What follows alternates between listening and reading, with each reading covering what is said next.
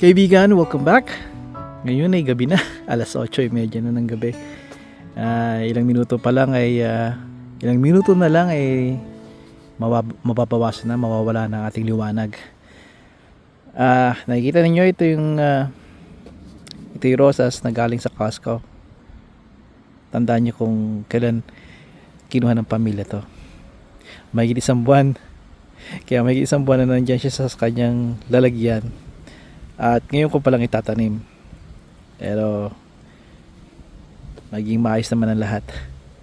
Nakikita ninyo na nangingitim na siya dito. Pero okay lang yan. Buhay yan. Tinanggal ko na. Yung may mga kasamahan pa siya at ikinalat ko sila. Ito lang ang i-cover ko ngayon para ipakita sa inyo. Ito yung nasa kanto kung saan marami akong rosas na itinanim na dito pero hindi ako masaya. At ito naman ay rosas na naman. Kaya mukhang maganda naman tong rosas na to eh. Tingnan natin. Kaya mapapasin nyo, ito'y kalapit ni Impala.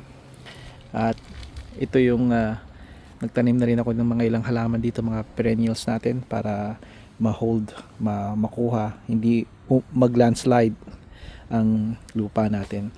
Pero dito tayo magpo-focus. Nakikita nyo yung itim na to ay compost. Minsan parang mahirap isipin sa iba na ito'y galing sa pagkain, mga pinagbalatan ng mga prutas, mga hindi na magagandang gulay na hinaluan ko ng fall leaves, mga dahon at inalagaan, naghintay ng ilang buwan at ito ang naging resulta. Napakasustansya, napataba. Kaya kung hindi kayo nagko-compost, subukan ninyo kaibigan. Yan. Lalagay natin siya dyan sa hukay. Hindi ko kayang gawin ito na isang kamay. Alam ko marami akong kagamitan, mga tripods. May gamit ko nga pala yung Samsung S24. At may bago yung case na to kaya natutuwa ako. Yung OtterBox. Kilala yan dito sa mga may mga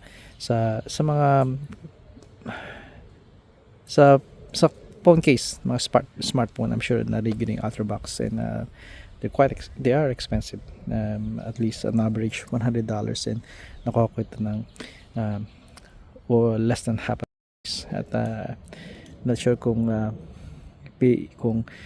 i-upload ko yung video na yun nung pumunta kami sa Pacific Mall, and you can guarantee this is original. Alam ko marami sa Pacific Mall na mga counterfeit, mga peke, pero ito ay nakuha kong ito ay original. Hindi lahat ito ay peke. Kaya magandang deal at magandang product. Okay, ilalagay, hindi, ipapakita ko lang to sa inyo maybe pagkatapos kung may tabon. At sinasabi ko lang dito sa channel ko, little documentation, di ba? It's been a long day, kaibigan. Ito yung luma nga pala na hindi ako masaya dito dahil hindi maganda hindi maganda yung uri ng rosas niya. At babaguhin natin itong bed na to. Kaya ito sila yung pagpapatuloy ko na to bukas at dinala ko ng pagkain ni Mrs. T at ni Bunsuni, galing silang mall at naghahanap sila ng mga damit doon para sa mga parting dadaluhan. Ito yung ating mga cornflowers, napakaganda nito. Ito nagbibigay ng ganda sa hardin talaga ng napakatagal, bulaklak, napakatagal niya.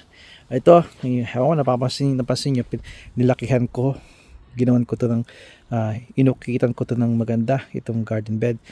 Parang kailangan ko pang pinahin dito para talagang bilog siya. Pero kung manggagaling ka dito, maganda ang tabas niya. Ayan. At puno ng Shasta Daisy to sa likod, tinanggal ko na. At ito isa sa mga rosas na galing Costco nga, yan ko nilagay. 4, kung magmamature to, 4 na talampakan ang lapad niya. Kaya sa ngayon, hayaan mo natin ganyan siya. At syempre, ito yung ating lumang bench. Pasasanbat, maayos din natin yan. Pero sa ngayon, okay pa rin naman siya. Diba? Alright, yun lang kaibigan. At dito na ako magpapaalam sa inyo. At hori-hori, may hori-hori na ba kayo? Kung wala pa, check online, meron ito, or sa local ninyong nursery. Oops, pali, ayun na. This is good dahil may pasukat kayo dito. Tanyag ito na pang cultivate, pang sukat, may mga pulgada pa itong measurement, diba? Serrated siya, ang blade. Yung isa dito ay hindi, just a good knife, right? Pambungkal ng lahat, pero good. There you go. Alright, pisahan ko na to at pakita ko sa inyo yung pagkatapos kung matabunan, papakita ko sa inyo. Alright, sandali lang.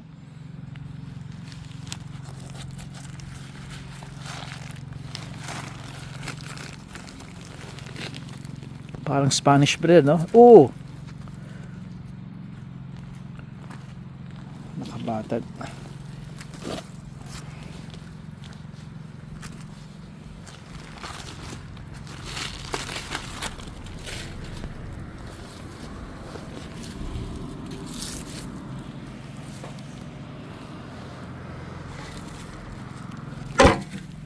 Ha!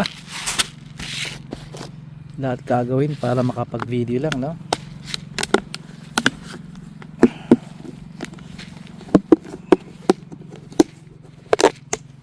Ito yung bone meal natin, mga dinurog na buto ng mga hayop, taas sa calcium. Maganda to sa pag-develop ng kanilang mga buto.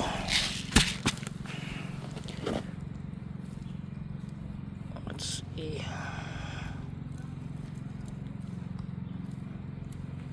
Nasa tingin niya, okay na siya?